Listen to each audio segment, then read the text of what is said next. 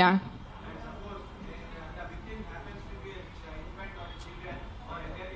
yeah,